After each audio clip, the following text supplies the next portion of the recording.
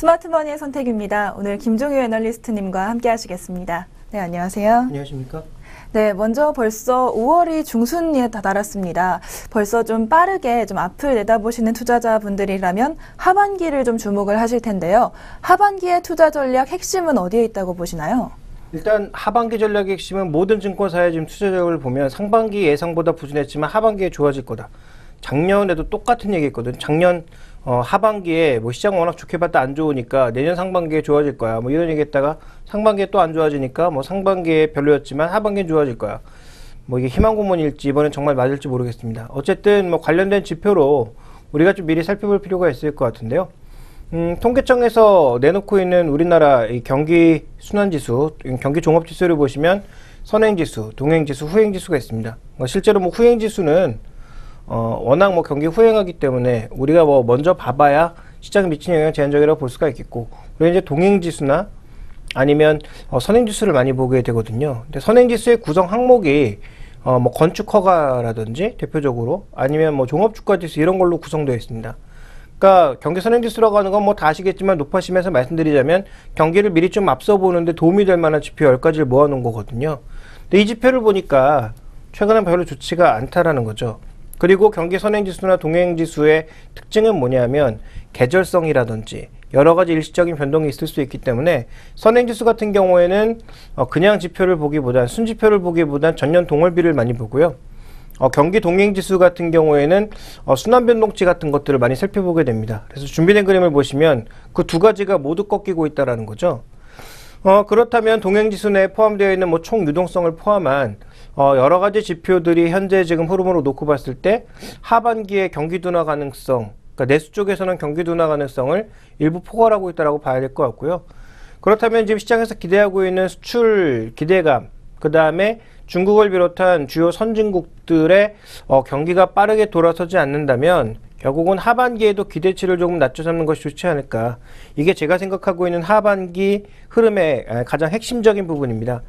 그래서 우리가 가장 먼저 살펴봐야 될 것은 조금 전에 언급드렸던 대로 이런 지표들이 뭐 크게는 아니지만 추세를 꺾을 정도는 아니지만 조금씩 내려오고 있다는 거죠. 그러니까 현재 이 부분에 대한 관점을 본다면 2분기의 기대감은 아직까지는 조금 이르다. 그래서 2분기보다는 3분기, 4분기에 여러 가지 지표들이 개선되는 것을 확인할 필요가 있지 않겠느냐 봐야 될 것 같고요. 그 다음 살펴봐야 되는 것은 최근에 이제 이런 얘기도 일부 나오고 있습니다. 지금 원화가 굉장히 강세를 보여주고 있죠. 그래서 원화와 시장 PER을 나타낸 것인데요. 원화는 지금 역축으로 뒤집은 겁니다. 그러니까 위로 올라가면 환율이 떨어지면서 원화가 강세를 보이는 거가 되겠죠. 보시면 지난 2003년부터 2008년도까지 흐름에 있어서는 시장의 PER 상승과 그 다음에 원화 강세가 동반하는 모습을 보여주었습니다. 네, 현재 지금 5년 8개월, 5년 9개월 만에 최저치로 환율이 떨어지고 있는 상황이니까 당연히 PER도 올라가야 되는 거 아닐까요? 이런 생각을 하시는 분들이 일부 있는 것 같은데요. 이게 좀 말도 안 되는 생각이죠. 왜냐하면 2003년부터 2008년까지 나타났던 것은 중국의 고속성장에 기대서 이때 조선주, 해운주, 철강, 기계 이런 종목군들의 PER이 뭐 3, 40배 갈 정도로 또 태양광주까지 거기다 불을 끼얹으면서 엄청나게 이제 불을 냈던 시기거든요. 그러니까 이땐 당연히 PER이 높아질 수밖에 없었죠. 그때 중국 성장 때문에 보통 PER 4배, 5배에서 거래되던 포스코가 10배, 12배까지 갔거든요. 그러니까 이들 종목의 랠리만으로도 중국의 성장이라는 그 성장 모멘텀으로 인해서 크게 올라갈 수 있는 시기였습니다. 그런데 지금은 중국이 7.5% 정도의 성장을 하겠다라고 공언을 한 상태고요. 실제로 이제 외국에서는 이게 달성될 수 있을지 없을지 갑론을박이 진행되고 있습니다. 물론 뭐 외국 애들이 맞는다는 얘기는 아니고요. 어쨌든 현재 지금 구간에서는 이때처럼 우리가 지금 중국 모멘텀과 같은 강력한 모멘텀이 존재하고 있느냐? 없다라는 거죠. 그렇다면 이때 환율과 PER이 같이 갔으니까 이번에도 지금 환율과 PER이 같이 갈 거다? 글쎄요. 뭐 어느 정도 일정 부분 수렴하긴 하겠죠. 그렇지만 이때처럼 탄력적으로 가긴 어렵다라고 봐야 될 것 같고요. 자, 지금의 원화 가치 강세로 인해서 우리 원화를 선호하는 외국인들의 심리가 나타나면서 우리 시장 내로 자금이 유입될 거다. 최근에 이머징 마켓으로 돈 들어오고 있지만 우리나라에 계속 팔고 있지 않습니까? 그 논리도 아직까지는 맞지 않는 것으로 우리가 이해를 해야 될 것 같습니다. 자, 그런 관점에서 본다면 결국은 우리가 어떻게 봐야 되느냐? 이 환율 모멘텀, 그리고 조금 전에 말씀드렸던 시장의 전체적인 이 경기 모멘텀을 놓고만 본다면, 특히 해외 쪽을 고려하지 않은 내부적인 모멘텀만 본다면 그렇게 긍정적이지는 않다라고 볼 수가 있겠고, 그런 관점에서 시장에 대한 시각은 적어도 2분기까지는 너무 빠르게 상승으로 가져가기는 어렵다. 그렇다면 하반기에는 좀 일부 개선되는 수요가 자체가 나타나지 않을까, 이렇게 좀 봐야 될 것 같고요. 그 다음 우리가 좀 살펴봐야 되는 것이 또 뭐냐면, 여러 번 이 시간을 통해서 언급드렸던 건데, 글로벌 산업 생산이 모두 좋아지고 있다라는 거죠. 중국도 좋아지고, 뭐 중국은 구조조정 때문에 조금 뭐 늦어지긴 하겠지만 어쨌든 하반기엔 나아질 거다라고 지금 예측을 하고 있고요. 그 다음에 뭐 유럽 PMI 좋아지죠. 미국 PMI 좋아지죠. 실제 산업 생산 자체도 좋아지고 있습니다. 이런 부분들이 긍정적이다라고 얘기를 많이 하는데요. 여러 번 언급드렸지만 미국에서 좋아지고 있는 건 전 산업이 다 좋아지고 있는 게 아닙니다. 특정 산업, 특히 뭐 기계 쪽에서는 운송 장비 내 항공기라든지 아니면 자동차 일부라든지 이런 쪽이 좋아지고 있는 거고요. 석유화학 내에서는 실제로 셰일가스 관련되어 있는 일부 기업들이 빠르게 좋아지고 있는 것이고, 실제로 설비 투자가 증가하고 있는 것도 이렇게 잘 되고 있는 일부 업종 쪽의 움직임이다라고 봐야 되겠죠. 그래서 준비된 그림을 보시면 산업 생산이 늘어나면서 국내 수출 물량도 항상 증가해 왔다. 그 과거치를 보면 항상 이 두 가지 지표가 동일한 방향성을 보여왔다라고 지금 보면서, 지금 전 세계 산업 생산이 올라가니까 당연히 수출 기업들의 물량도 증가할 거다라고 예측을 하고 있는 건데요. 그러면 최근엔 왜 계속 정체를 하고 있을까요? 이 부분은 우리가 좀 주목해 봐야 된다는 거죠. 그러니까 전 세계 산업 생산에 지금 동반할 수 있는 종목군들이 몇 개 없다.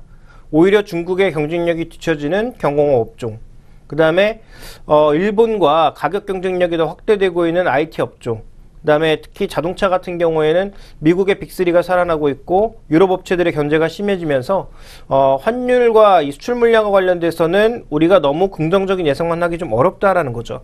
그래서 너무 부정적으로 보고 지수 빠질 거다라고 생각하는 게 지금 가장 안 좋은 거지만, 너무 매번 낙관적인 해석만 하는 것도 좀 문제가 있다라고 좀 보고 있습니다. 그래서 우리가 좀 균형 잡힌 시각에서 보자면 하반기에 대한 기대감도 최대한 낮춰잡자. 지금 여러 가지 어려움에도 불구하고 꾸준하게 매출과 실적이 좋아지고 있는 종목군들로 접근이 필요하다. 이런 결론도 우리가 좀 미리 예상해 볼 수 있을 것 같습니다. 네, 전반적으로 보자면 우리나라 경기는 좀 둔화 양상이 보이고 있고, 또 글로벌 산업 생산과 우리나라의 좀 연동성이 둔화가 되면서 좀 어떻게 보면 기대를 낮춰 잡아야 하나 이런 생각도 드는데요. 애널리스트님께서는 또 이제 우리 주식시장에서 좀 기대를 좀 낮춰 잡아야 한다고 좀 보고 계시는 건가요? 네, 뭐 말씀드렸다시피 좀 그렇게 보고 있고요. 그러니까 기대를 낮춰잡는다는 게 뭐 이렇게 오해하시면 안 되는 게, 시장이 빠진다. 그래서 예전에 뭐 비관론자들이 뭐 심심하면 1600 간다, 뭐 1400 간다고 말도 안 되는 예언들을 하고 있는데, 그건 뭐 다 웃기는 소리고요. 어차피 시장의 이제 하단도 비교적 견조한 상황입니다. 우리 기업들이 예상보다 못 버는 거지 돈을 못 벌고 있는 게 아니거든요. 그러니까 여러 가지 어려운 상황 속에서도 우리나라 기업들이 나름 선전하고 있는 쪽이 꽤 있기 때문에 하단이 비교적 견조하다라는 거죠. 그러니까 흔히 얘기하는 저평가는 여기서 좀 한 100포인트 내외로 빠져버리면 그때부터는 저평가가 거의 확실하다. 글로벌 시장이 뭐 동반 폭락하거나 미국이 갑자기 금리를 뭐 탄력적으로 올린다든지, 아니면 뭐 중국 쪽에서 정말 하드랜딩 조짐이 나타난다든지 뭐 이런 게 아니라면, 우리 시장에서 지금 1900선 아래로 급격하게 만약에 내려가 버리는 것은 또 일종의 저평가 영역이 종목마다 다르긴 하겠지만 될 수 있다라는 거죠. 그래서 여기서 다시 한번 말씀드리지만 오해하지 않기를 바랍니다. 시장에 상단이 제약되어 있다라는 건 오름폭이 작다라는 거지 빠진다라는 얘기가 아니라는 걸 말씀을 드리고 싶고요. 그런 관점에서 우리가 좀 미국 소비를 살펴봐야 될 텐데요. 최근에 미국 소비 좋아진다라는 얘기만 나오지 어떻게 좋아지는지 얘기는 잘 안 나옵니다. 근데 미국의 소비 심리도 정말 천차만별인데요. 준비된 그림을 보시면 미국에서 지금 5만 달러 이상, 우리 돈으로 연소득이 지금 5천만 원 이상 되는 사람들의 소비 심리와 연소득이 지금 1,500만 원대에 달하는 사람들의 소비 심리는 전혀 다릅니다. 그러니까 연소득이 지금 3천만 원을 기준으로 그 아래로 떨어지는 사람들은 여전히 바닥을 기고 있는 소비 심리고요. 그나마 5천만 원에서 1억 원 정도 이상 버는 사람들의 소비 심리가 빠르게 개선되고 있는 거죠. 그러니까 이 격차, 즉 상대적으로 상위 소득자와 하위 소득자의 소비자 신뢰지수의 격차가 지금 거의 역대 최고치 수준까지 올라와 있습니다. 그러니까 미국도 양극화가 굉장히 심각하게 나타나고 있는 상황이거든요. 그러니까 왜냐하면 미국도 대부분의 부자들은 그 자산이 금융자산이라든지 이런 것들로 이루어져 있습니다. 그러니까 지금 주식시장 나쁘지 않죠. 미국 같은 경우에, 선진국 같은 경우에는 또 부동산도 많이 회복됐죠. 그러니까 이들은 지금 소득이 넘쳐나는 거예요. 그래서 웬만한 뭐 악재는 소비 심리가 크게 꺾이지 않고 자산 시장도 괜찮은 모습인데 임금만으로 먹고 사는 사람들에게는 지금 실질 임금이 거의 올라가지 않은 상황에서 달러가 또 떨어지고 있기 때문에 수입 물가는 예전에 비해서 더 높아졌다라고 봐야 되겠죠. 특히 자기가 사고 싶은 유럽 제품들 가격, 또 한국 제품이나 일본 제품들 가격은 과거 대비해서 많이 올랐습니다. 그래서 그런 부분들로 놓고 보자면 미국에 있어서 흔히 얘기하는 중산층 이하 계급들의 사람들의 지금 전반적인 소비 심리는 여전히 바닥을 헤매고 있다라고 봐야 되겠죠. 그래서 이런 부분에서 미국 소비는 결국은 잘 사는 사람들이 소비하는 일부 소비재만 좋아질 거다라고 좀 봐야 될 것 같고요. 그 다음에 이제 우리가 좀 그나마 긍정적으로 볼 수 있는 것은 환율을 명목상의 환율과 함께 실질 환율을 보게 되면 약간 다르다라는 것인데요.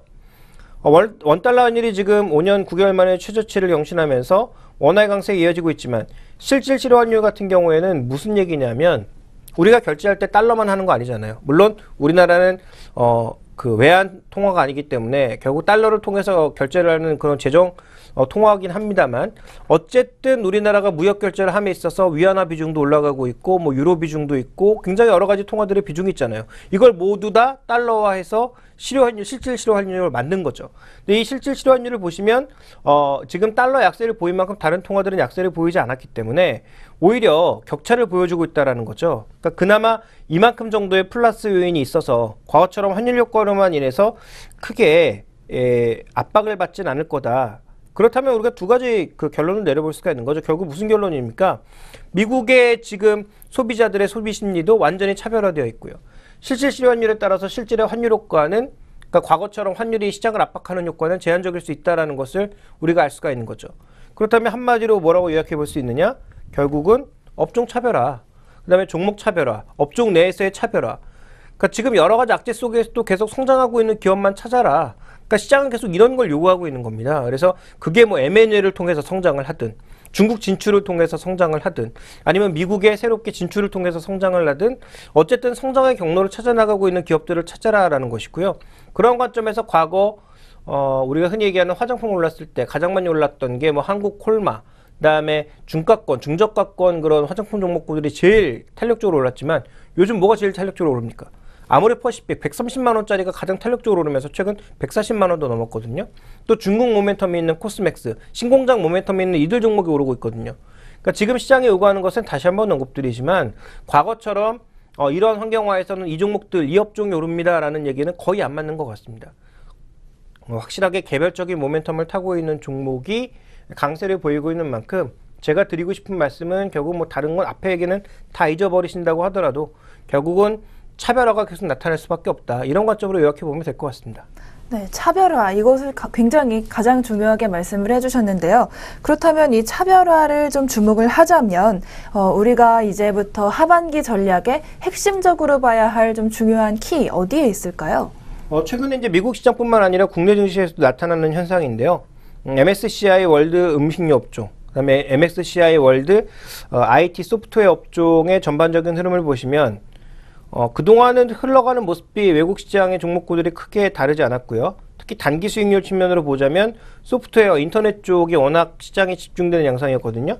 그래서 준비된 그림을 보시면 지난 2011년, 12년까지 헤맸던 인터넷 업종이 급등하기 시작하면서 실제로 2013년 이때부터의 수익률만 놓고 보자면 이걸 동일 시점으로 놓고 판단해 보자면 음식료 업종 오른 것보다는 훨씬 많이 인터넷 업종이 올랐습니다. 2014년 들어서 어떤 양상이 나타나고 있습니까? 인터넷 업종, 소프트웨어 업종은 급격하게 조정을 보여주고 있고요. 반대로 음식료 업종은 계속 신고가를 치고 나가고 있거든요. 그러니까 우리가 상대적으로 방어 업종이라고 불렀던 그런 종목군들의 약진이 우리나라에서만 나타나고 있는 게 아닙니다. 최근 KTNG, 통신주, 한국전력 이런 종목군들은 지수가 2000선에서 지금 1950선 내외까지 떨어졌음에도 불구하고 계속 신고가 나거나 그 부근에서 안 밀리고 있거든요. 그런데 우리나라 같은 경우도 삼성전자 헤매고 있죠. 현대차 또 헤매고 있죠. 이러면서 그 시장을 주도할 만한 종목군들이 전체적으로 다 헤매고 있단 말이죠. 물론 하락 추세는 아닙니다만 박스 내에서 쉽게 벗어나지 못하는 그런 모습들. 그다음에 화학업종, 철강업종, 그다음에 태양광 쪽 이런 쪽도 장기적으로는 다 나쁘지 않아 보입니다만 어쨌든 지금 주가는 박스권 내에서 헤매고 있단 말이에요. 그러니까 그런 관점에서 보자면 지금 현재 시장의 선택은 의외로 보수적인 선택을 하고 있다는 겁니다. 느리지만 그래도 성장하고 있는 쪽. 그리고 상대적으로 밸류에이션 매력이 그러니까 상대적이라는 것은 절대 개념은 아니고 이 업종에 비해서 상대적으로 좀 견조해 보이는 음식료 없든 방어 같은 종목군들의 움직임들이 나타나고 있단 말이죠. 그러니까 국내에도 정책 모멘텀을 타고 있는 한국전력 같은 종목군들도 꾸준하게 상세를 보여주고 있고요. 그 하반기에도 뭐 하반기 끝까지 정말 4분기까지 이런 모습은 아니겠지만 적어도 3분기까지 확실한 주도주가 나타나기 이전까지는 이런 약간 방어적인 성격의 종목군들 또 그 내에서도 방어적인 성격의 종목군이지만 실적의 턴어라운드라든지 확실한 뭔가 변화가 나타나고 있는 종목군들의 차별 현상이 이어지지 않겠느냐 이 부분을 좀 요약을 해봐야 될 것 같습니다. 그래서 이제 여기서 보면 흔히 이제 방어주의 상대 수익률이 좋았다라고 제가 얘기를 했습니다만 이 방어주는 그냥 방어주는 아니다. 그러니까 중국 진출을 통해서 성장을 하던 아니면 뭐 중국 소비를 통해서 성장을 하던 아니면 다른 여타의 방법을 어떻게 성장을 하든 이 방어주 내에서 또 실제로 성장 경로가 보이는 그런 종목군들의 상대 수익률이 좋다라고 봐야 될 것 같고요. 또 재무구조가 개선되고 있는 종목군들 말 그대로 정말 최악을 치고 바닥에서 반등을 시작하는 이런 종목군들이 시장에서 약진을 하고 있는 상황이기 때문에 적어도 3분기 정도까지는 한국전력의 상승세라든지 뭐 CJ전리당의 상승세는 뭐 쉽게 꺾이지 않을 거다. 그 다음에 시장의 선택인 이들 종목의 관심이 여전히 좀 필요하지 않을까. 저는 이렇게 판단하고 있습니다. 네, 업황이 회복되는 또 일종의 방어주 추천을 해주셨습니다. 하반기 투자 전략 지금까지 알아봤고요. 잠시 저희 쉬었다가 잠시 후에 국내 투자 동향, 국내 시장 동향 알아보도록 하겠습니다.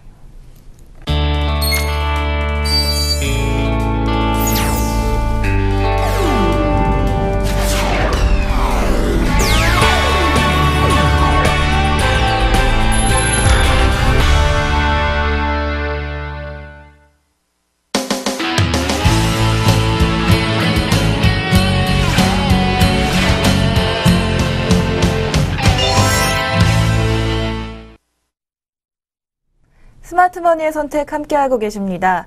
지난주 좀 장이 그렇게 좋지 않았죠. 연휴 때문에 3일밖에 열리지 않았음에도 불구하고 외국인의 매도 속에 부진한 시장 모습이었습니다. 이 지난주 모습을 좀 철저히 분석해서 이번 주 투자 전략 세워볼 텐데요. 네, 애널리스트님께서 좀 주간 동향 좀 업종별로 가져오셨다고요? 네, 업종별 주간 수익률을 살펴봤더니 조금 전에 제가 말씀드렸던 그런 내용이 지난주에 시장에 그대로 적용이 됐습니다. 준비된 그림을 보시면 뭐 의료정밀 업종이 가장 강했는데 의료정밀 업종 내 뭐 개별 종목의 강세였다라고 볼 수가 있겠고요. 전기가스 업종 한국전력 강했고 은행 업종도 비교적 선방했고요.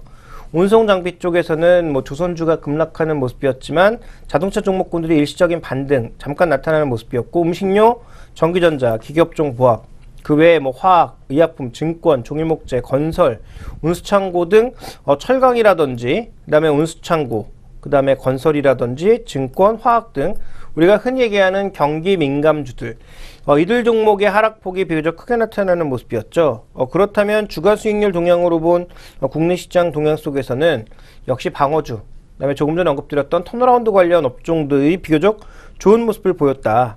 그리고 이것은 앵커가 언급했던 대로 외국인들의 매도가 주도한 상황이다 라고 봐야 될 것 같습니다. 외국인들은 오늘도 팔고 있는 모습입니다. 물론 최근에 경향이 그렇듯이 개별 종목별로는 굉장히 엇갈리고 있습니다. 전기전자 업종에 지금 삼성전자 강하게 사면서 지수도 강한 모습입니다만 외국인들은 지금 전체적으로 그 외 종목군들의 관심이 크게 없는 것으로 보여지고 있고요.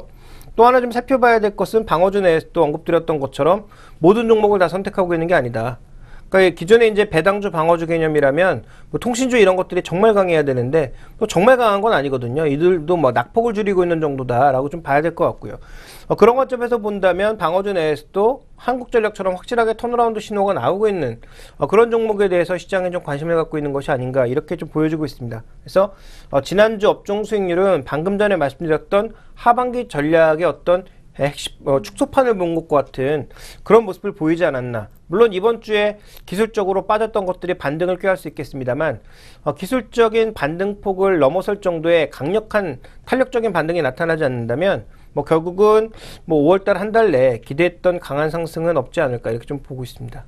네, 외국인의 수급도 잠시 전에 말씀을 해주셨는데요. 아시아 시장 전반적으로도 외국인이 좀 같은 모습 보였는지 궁금해집니다. 우리나라에선 굉장히 매도세 계속해서 나타나고 있는데 아시아 시장에선 외국인의 수급이 어땠나요? 지금 전반적으로 탄력이 둔화되고 있습니다. 그러니까 전체 이제 자산시장 글로벌 에셋 총 시장에서 보자면 선진국 채권에 대해서는 여전히 자금이 유입되고 있고요. 글로벌 주식 내에서도 지금 선진국 주식 쪽으로 가는 양도 조금씩 줄고 있습니다. 대신 글로벌 채권 내에서는 선진국 채권은 조금씩 탄력이 둔화되고 있는 반면, 그러니까 돈이 유입되는 탄력이 둔화되고 있는 반면 반대로 주식 쪽으로는 여전히 서유럽 중심으로 돈이 좀 들어가고 있는 상황이고요. 아시아 쪽에서는 전반적으로 국가별로 살펴봤을 때 한국에 대한 매도가 가장 강하고 그 여타 국가들에 대해서는 매수 탄력이 조금 줄어드는 정도, 이렇게 봐야 될 것 같습니다. 먼저 준비된 그림 좀 보실까요? 지금 보시면 인도만이 최근에 4주 연속으로 돈이 들어가고 있는 상황이고요. 대만 지난주에 이제 판 모습이고, 우리 시장은 2주 연속, 지금 오늘까지 친다면 뭐 3주 연속의 매도가 나오고 있다고 봐야 될 것 같고요. 태국은 정정불안 나오면서 매도로 돌아섰고요. 인도네시아는 뭐 4주 중 3주 매수고요. 필리핀은 뭐 금액이 작습니다. 시가총액이 작으니까 당연히 뭐 금액도 작을 수밖에 없는 상황이겠지만 어쨌든 4주 연속의 매수가 유입되면서 지금 우리나라에 대해서는 외국인들 시각이 별로 좋지 않은데요. 반대로 그 외 여타 아시아 국가들에 대해서는 꾸준히 매수 관점 내지는 매수 탄력이 조금 둔화되는 정도라고 봐야 될 것 같습니다. 지금 2014년 연초 이후 1월 2일 이후에 쭉 외국인들의 흐름을 보시면 한국과 태국만 순매도입니다.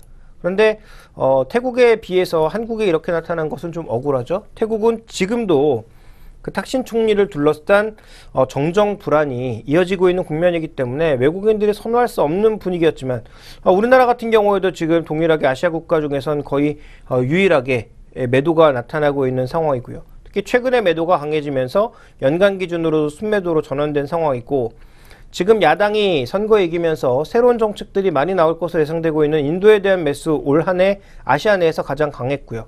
그 다음이 필리핀, 인도네시아, 대만 같은 국가들의 매수가 유입되고 있는 상황입니다. 그러니까 주로 아세안 국가들에 대한 외국인들의 매수는 여전히 잘 나타나고 있는 가운데 극동 지역 쪽에 뭐 중국이라든지 한국이라든지 이런 쪽의 움직임에 대해서는 그렇게 강하지 않은 양상이 있고요. 또 최근에 나온 얘기 중에 하나를 들려드리자면 중국의 이제 상해 A 증시에도 외국인들이 들어갈 수 있다, 이런 얘기 나오고 있거든요. 그러면 실제로 이제 이런 표현은 적절하지 않은 것도 저도 알고 있습니다만, 맹커 같은 경우에는 지금 7% 이자를 주는 은행에 예금을 하나요? 아니면 4% 이자를 주는 은행에 예금을 할까요? 네, 누구나 당연히 7%를 선택하겠죠. 근데 만약에 이 두 은행에 더 높은 이자를 주는 7% 이자를 주는 이 은행이 약간의 위험이 좀 있다. 그다음에 이 4%를 주는 은행은 그래도 재정 상태가 조금 안정적이다라고 본다면 어느 쪽이 하시겠습니까? 저는 좀 고민이 되겠지만 좀 안정적인 쪽 택할 것 같습니다. 네, 그러니까 이제 외국인들 시각도 이렇게 나뉠 수가 있다는 거죠. 그러니까 만약에 중국에 지금 외국인들에게 열어놓은 비증시는 굉장히 작은 증시입니다. 그러니까 외국인들의 돈이 들어가고 싶어도 들어갈 수도 없고 들어갈 규모도 안 되고 거래도 없고 이런 시장이거든요. 그러니까 A 증시가 중심인데 그동안 A 증시에 들어갈 수 없어서 항생 H 시장이라든지 이런 쪽을 주로 타겟으로 중국 증시를 궤적을 쫓아왔거든요. 근데 만약에 이 상해 A 시장이나 선전 A 시장 열어주게 되면 가장 큰 피해를 볼 수 있는 게 항상 H. 그 다음에 이제 한국 같은 경우에도 성향에 따라서 나는 조금 더 위험하지만 7% 쫓아갈 거야 라는 외국인도 생길 거고요. 나는 그래도 안정적인 걸 찾겠어. 여전히 4%가 좋아. 4%에도 만족할래 라는 사람도 생길 수 있습니다. 그런 관점에서 이제 외국인들의 시각이 나눠질 수 있는 거죠. 그러면 아직까지 뭐 확정된 것은 아닙니다만 홍콩의 상해 A 시장으로 외국인들의 유입을 열어준다면 국내로 유입되었던 수많은 자금들 중에 상당수의 자금이 중국 쪽으로 빠져나갈 가능성도 배제할 수 없다는 점, 이런 부분들도 우리가 좀 생각을 해봐야 될 것 같습니다. 그래서 전체적인 외국인 수급은 뭐 여러 사람들이 외국인들 들어온다, 외국인 들어오면서 증시 올라간다라고 떠들고 있지만 그 눈으로 확인되기 이전에는 우리가 믿을 필요가 없는 거죠. 그래서 다시 한번 언급드리지만 전문가들이 아무리 떠들어봐야, 저를 포함해서 떠들어봐야 소용없다라는 거죠. 외국인들이 눈으로 들어오는 것이 확인되지 않는 시에는 여전히 시장의 수익률은 제한적일 수밖에 없고, 아직까지 아시아 시장 내에서 외국인들의 시각은 비교적 우리나라보다 다른 나라에 열려있다라고 봐야 될 것 같습니다. 네, 외국인 수급 동향, 아시아 시장, 또 우리 시장 전반적으로 살펴봤는데요. 그렇다면 앞서 말씀드린 하반기 투자 전략은 이렇게 수급 동향으로 좀 밀어봤을 때 어떤 점에 또 주목을 하면 좋을까요? 결국 우리 지수가 아무리 뭐 이런저런 얘기를 말씀드린다고 하더라도 외국인 수급 없이 지수 기준으로 크게 오르긴 어렵다라는 것은 이미 뭐 여러 번 확인된 상황이죠. 과거에 그랬기 때문에 이번엔 안 그렇다, 이건 이렇게 얘기할 수가 없는 겁니다. 왜냐하면 외국인들이 실제로 우리나라의 대주주거든요. 그러니까 우리나라의 대주주가 강력하게 사주지 않는 경우에는 뭐 지수의 큰 폭 반등은 국내 기관만으로 쉽지 않다. 다만 뭐 연기금이나 투신권을 중심으로 해서 지수가 내려갈 때마다 받칠 것이기 때문에 하방은 제어할 수 있지만 상방은 우리가 이끌 수가 없다라는 거죠. 뭐 과거처럼 뭐 바이코리아 열풍처럼 우리나라 개인 투자자들이 미친 듯이 또 주식을 사는 그런 국면도 아니고요. 그래서 그런 측면에서 보자면 여전히 시장의 중심, 핵심에는 지수가 아닌 종목이 있다라고 좀 봐야 될 것 같고요. 그런 종목 내에서 외국인들의 수급을 이끌고 있는 것이 최근에 환율보다는 이익이라든지 밸류 같은 쪽에 좀 더 주목을 하고 있는 것으로 보여지고 있기 때문에 외국인들이 비교적 증시 등락에 상관없이 선호하고 있는 종목군들 관심을 좀 가져야 되지 않겠나라고 판단을 하고 있고요.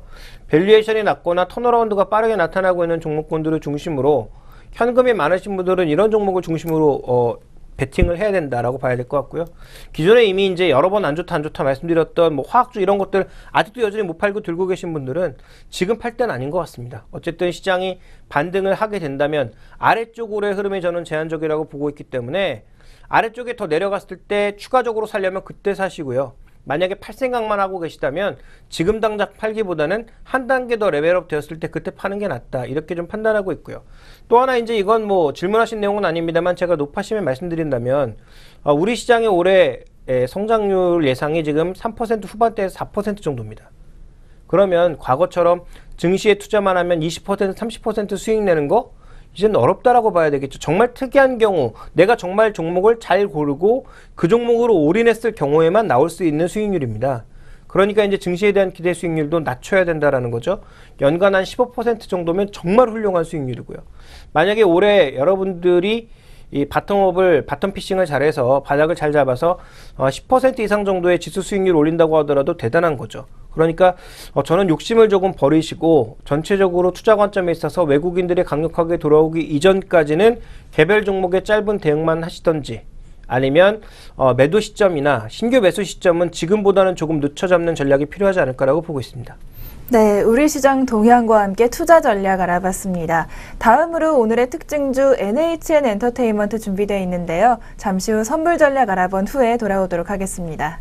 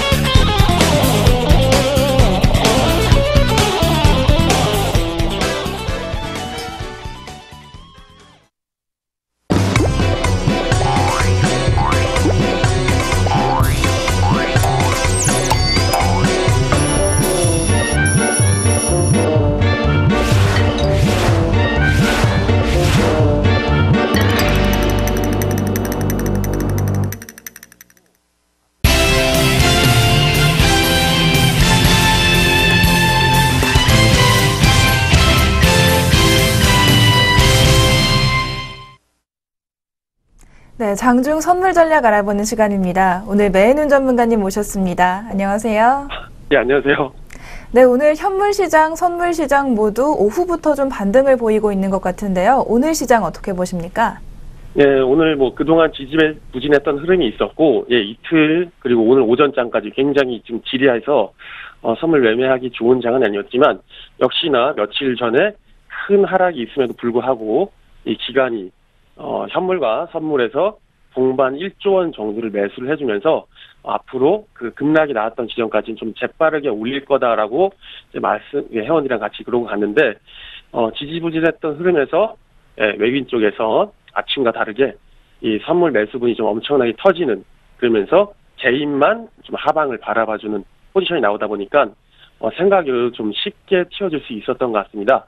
지금 이 상태로 그 전에 외국인과 기관이 쌓았던 물량들을 이 청산해가는 과정들을 생각해 본다면 아직도 그 상승의 힘이 여력이 더 충분히 있을 거라고 생각을 하고요.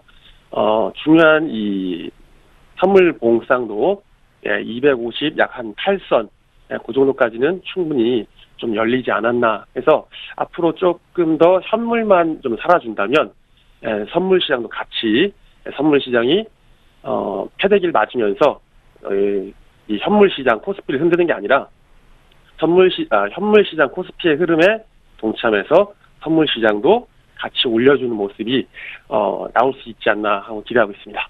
네, 아직도 상승 여력이 있다. 참 긍정적인 예측해 주셨는데요. 그렇다면 오늘의 투자 전략 어떻게 가져가고 계신가요?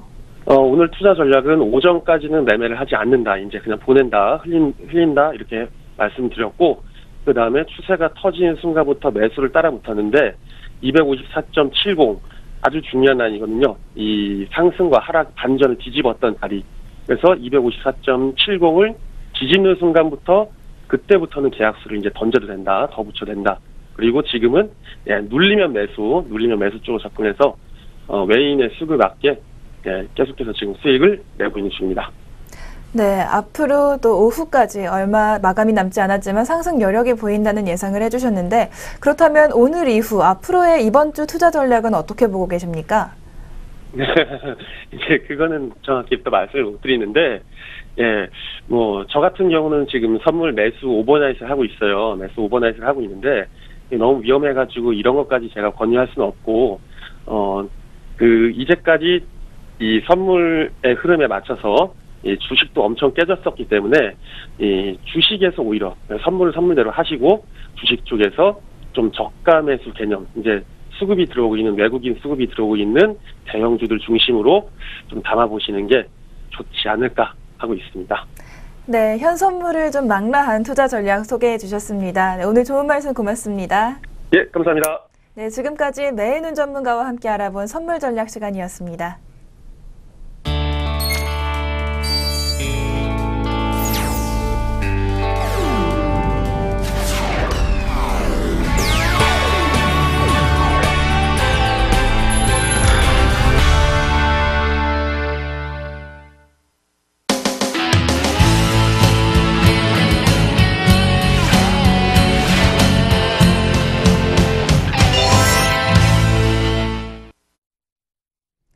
다시 스마트머니의 선택입니다. 김종효 애널리스트와 함께하고 계신데요. 오늘의 종목 바로 말씀드린 대로 NHN 엔터테인먼트 알아보겠습니다. NHN 엔터테인먼트 하라고 하면 대표적인 게임주인데요. 게임주 전반적으로 계속해서 작용하고 있는 악재가 있죠. 바로 웹보드 게임 규제 이슈입니다. 이 웹보드 규제 때문에 과연 NHN 엔터테인먼트는 얼마나 많은 영향 받았는지 궁금한데요. 좀 어떻게 보고 계십니까? 지금은 아니지만 불과 한 1년 전만 해도 웹보드 게임이 전부였죠. 웹보드 게임에서 돈 버는 게 거의 전부였고요. 그러니까 당연히 이거 규제하면 실적이 줄어들 수밖에 없는 거고, 다 알고 있던 사실인데 최근에 왜 이렇게 약세냐. 그러니까 그것까지 다 추정해서 실적을 낮춰놨음에도 불구하고 그것도 달성 못했다라는 거죠. 그러면 과연 얼마나 나빠질 거냐. 지금 시장에서 예상하고 있는 게 2분기까지는 실적 안 좋던데, 그럼 2분기에는 뭐 적전하는 거 아니야? 뭐 이런 분위기가 이제 시장에 감돌고 있는 거죠. 그래서 준비된 그림을 보시면 웹보드 게임의 PC방 이용 시간, 실제로 뭐 이런 게임을 집에서 하시는 분들도 있겠습니다만 PC방 쪽에서 매출이 또 일부 많이 발생하고 있는데요. 규제와 함께 레벨이 확 낮아졌습니다. 그리고 이 레벨은 앞으로도 유지가 되거나 조금 더 완만하게 낮아질 가능성을 시장에서 높게 보고 있습니다. 그러다 보니까 자연스럽게 매출 떨어질 수밖에 없는 거고요. 이 게임들이 대부분 뭐냐 하면 뭐 로우 바둑이, 세븐포커, 하이로우, 라스베가스 포커 등 대부분 다 이런 사행성 게임들이거든요.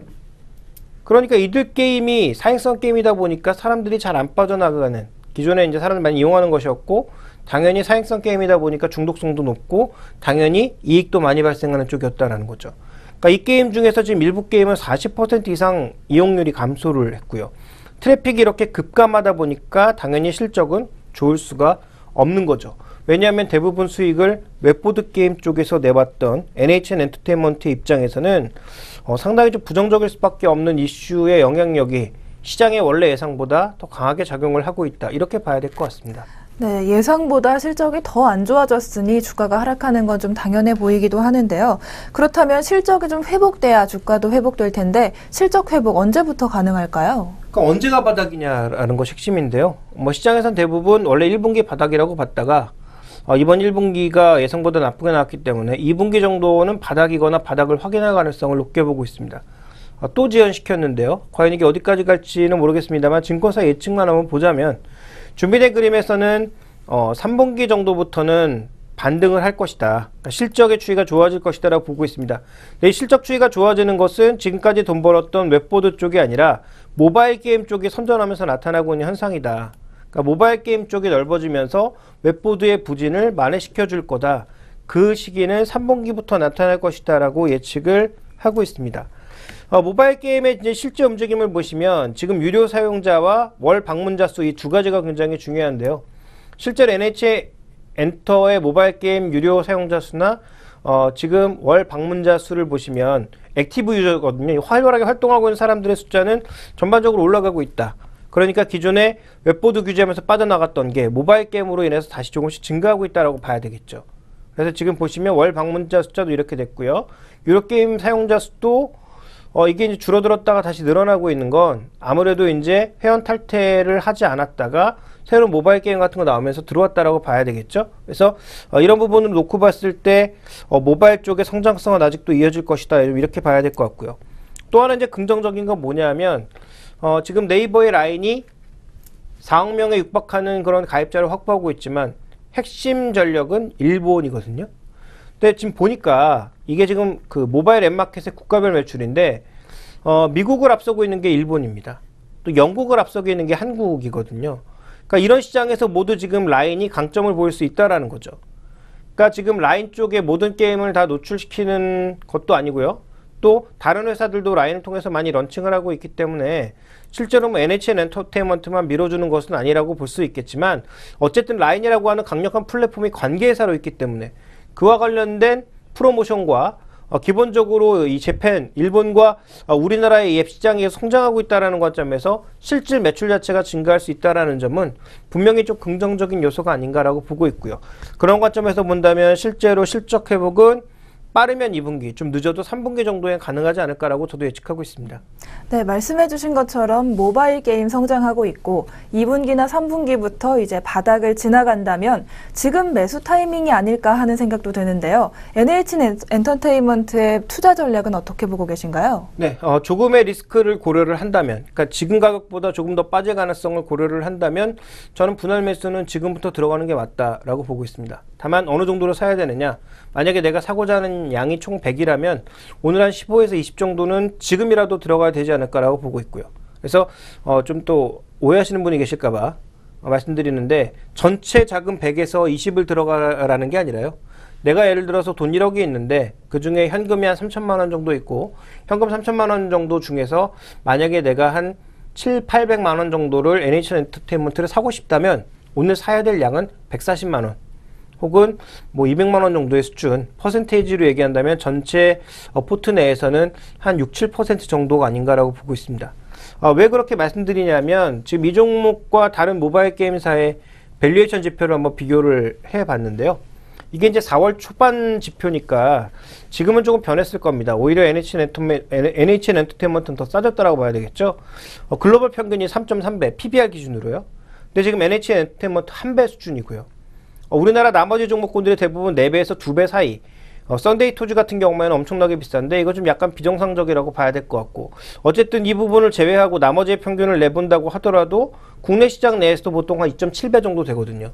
그러면 지금 여러 가지 약세 요인이 있기 때문에 뭐 1.5배에서 1.6배 정도 수준까지는 뭐 비싸지 않다라고도 볼 수 있겠는데, 한 배 수준까지는 좀 과도하게 싸진 게 아니냐라고 볼 수가 있는 거죠. 그렇게 본다면 밸류에이션 측면으로는 분명히 어느 정도 매력적인 영역에 다가와 있다라고 봐야 될 것 같고요. 그 다음 살펴봐야 될 것은 향후 개발 능력과 현금성 자산을 얼마나 가지고 있느냐인데, 지금 CJENM을 제외하면 나머지 업체들과는 비교 불가다라고 보여지는 거죠. 개발 인원수라든지 갖고 있는 현금 숫자, 이게 이제 다른 그 회사들과는 비교가 안 되는 상황이기 때문에 향후 물량 싸움으로 붙었을 때 충분히 저는 가능성이 있다라고 보고 있습니다. 그래서 게임빌과 컴투스가 합병을 했지만 이들의 합병만으로 위메이드를 이기기가 그렇게 장기적으로 보면 쉽지 않을 거고요. 또 위메이드 역시도 NHN 엔터테인먼트와 강력한 경쟁이 붙으면 또 쉽지 않을 수 있다라는 거죠. 그래서 지금 대부분의 산업들이 점점 대형화되고 있고 밸류체인별로 묶이고 있는 상황인데, 그런 관점에서 봤을 때 NHN 엔터테인먼트의 경쟁력은 앞으로 웹보드 게임을 버리면 버릴수록, 그동안 너무 집중해왔던 웹보드 게임을 버리면 버릴수록 나타날 가능성이 있다라고 보고 있고요.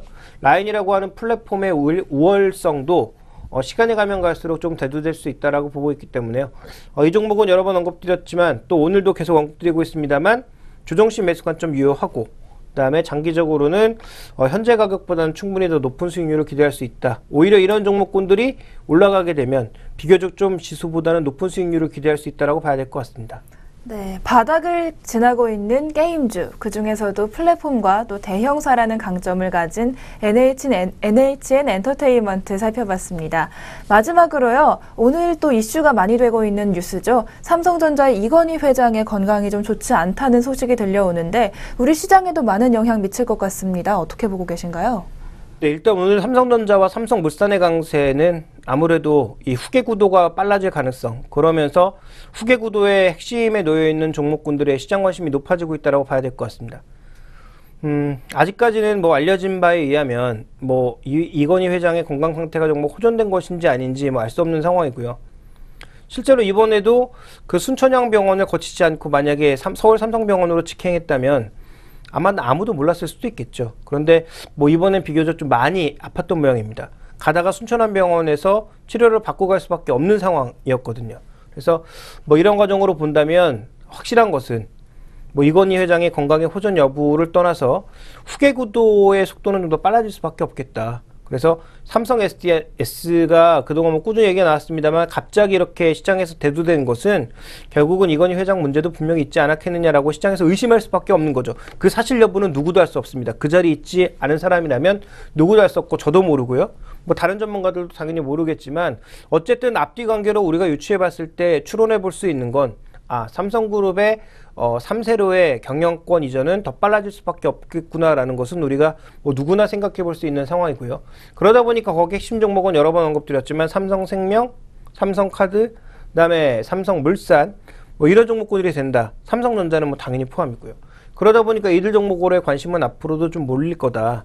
그러니까 단기적으로 너무 올라버리면 뭐 장기적으로 좀 흔들릴 가능성이 있겠습니다만 어쨌든 저는 이들 종목의 가능성을 높게 보고 있기 때문에 여전히 좀 긍정적인 말씀드리고 싶고요. 다만 투자 전략상에서는 여러 전문가들이 핵심 종목으로 삼성물산을 꼽는 이유가 삼성전자는 이거 말고도 워낙 주가에 영향을 주는 게 많거든요. 대표적으로 뭐 반도체 가격, 그다음에 갤럭시 S5의 뭐 성공 여부, 갤럭시 노트4의 성공 여부, 향후 신제품의 그 아이폰과의 경쟁 관계 뭐 엄청나게 많죠. 그래서 이런 것들을 다 따져봐야 되기 때문에 단순하게 후계 구도 하나만 가지고 볼 수는 없는 거 아닙니까? 그러니까 삼성전자에 대해서는 비교적 투자 전략을 다른 것까지 섞어서 보지만 삼성물산 같은 경우에는 이 지배구조가 변화가 되면서 갖고 있는 지분 가치가 점점 올라갈 가능성 높아지고 있는 상황입니다. 그리고 오늘 삼성증권 쪽의 자료를 보시면 또 얘기 나오게 되는 게 뭐냐면 삼성이 이렇게 후계 구도가 가시화될 경우에는 삼성의 반개 그룹 중에서 삼성의 지분을 갖고 있는 그룹들의 뭔가 좀 더 시장이 주목할 가능성. 대표적으로 삼성 반개 그룹도 아닙니다만 KCC가 에버랜드 지분을 지금 17% 갖고 있거든요. 그러니까 2대 주주입니다. 그러니까 삼성에버랜드도 어떻게 보면 지배구조 핵심 종목이니까 이런 지분 가치가 높아질 가능성 보면서 오늘 또 KCC 시장과는 전혀 다르게 급등하고 있는 양상입니다. 그러니까 오늘 좀 잘못 보시면 안 되는 게 지금 전체적으로 지수가 좋아 보이지만 오르고 있는 게 삼성전자, 현대아이스코, 그다음에 KCC, 네이버 이런 몇 개 종목의 급등을 제외한다면 나머지 종목군들의 수익률은 비교적 미미합니다. 그래서 전체적으로 좀 시장의 지수가 약간 왜곡되어 있다. 다만 시가총액 기준인 만큼 삼성전자가 이렇게 급등할 경우에는 선물지수의 강세와 함께 시장이 뭔가 좋아 보이는데 외국인이 그것 빼고 사는 게 뭐 있냐. 또 이렇게 우리가 또 반문해 볼 수 있는 상황이거든요. 그래서 얘기가 좀 이렇게 넓어졌는데 다시 한번 요약해 보자면 가장 중요한 건 삼성그룹 내 지배구조 핵심 종목군들은 여전히 관심권에 놓아야 된다라고 보고 있고요. 이들 종목을 가지고 계시다면 아직까지는 적극적인 홀딩 관점을, 없으시다면 삼성전자보다는 삼성물산이 가격적인 측면이나 여러 가지 측면에서 좀 더 자유로울 것으로 예상이 되고 있고, 저 개인적으로 지금 당장 쓴다면 삼성물산보다는 오히려 길게 볼 경우에는 삼성물산보다 오히려 삼성생명 쪽에 좀 더 무게를 둬야 되는 것이 아닌가. 그래서 장기적으로 보면 삼성전자, 삼성물산, 삼성생명 모두 가져가되 지금 당장 오늘 살 거면 전 개인적으로 삼성생명을, 그다음에 홀딩 관점에서 가장 강하게 보는 종목은 삼성물산을 말씀드리도록 하겠습니다. 네, 삼성의 후계 구도 그리고 지배 구조 관련한 투자 전략까지 알아봤습니다. 오늘 스마트머니의 선택은 여기까지입니다. 김종효 애널리스트님 수고 많으셨습니다. 네, 지금까지 스마트머니의 선택이었습니다.